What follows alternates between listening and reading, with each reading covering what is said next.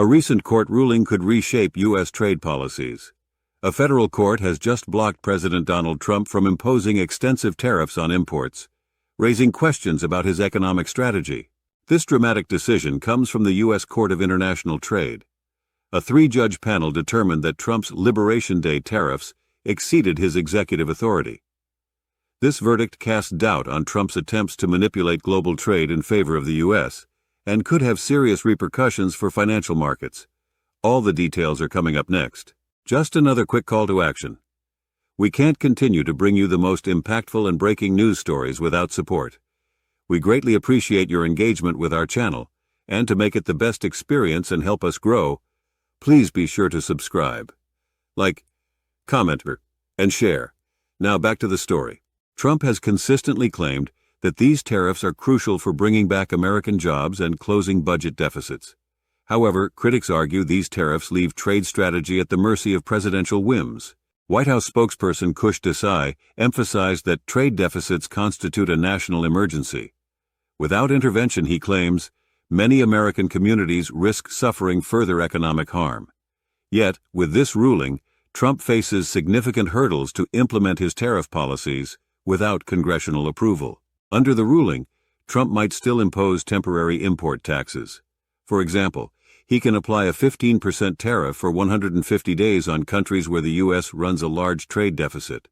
While pressing forward, it's unclear how the White House will navigate this situation. The court's decision challenges the legality of many of Trump's controversial actions during his second term. Following the ruling, the administration immediately filed an appeal, hinting at a protracted legal battle.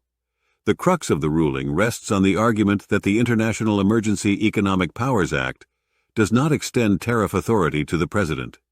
However, tariffs already implemented on steel, aluminum, and imported automobiles remain intact, thanks to their basis in the Trade Expansion Act of 1962, which allows tariffs for national security reasons.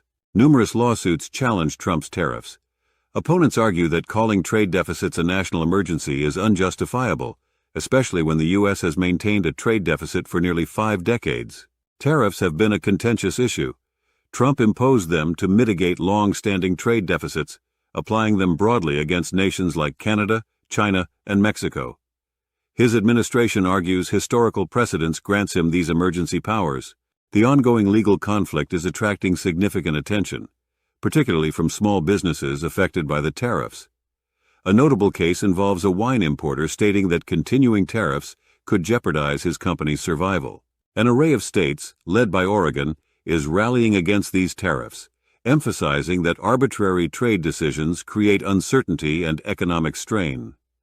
Senator Ron Wyden echoed these concerns, warning about spikes in consumer prices and disruptions in supply chains. As this situation develops, one thing remains clear: the legal and economic landscape surrounding these tariffs is shifting. It's super simple, just click that little subscribe button. It's the only way we can continue to grow. Thank you in advance for all your support. This channel isn't possible without you, our audience. Stay tuned for updates on this pivotal moment in U.S. trade policy, and be sure to subscribe for more insights into how such rulings can affect you and the economy. As always, think freely, and discuss openly.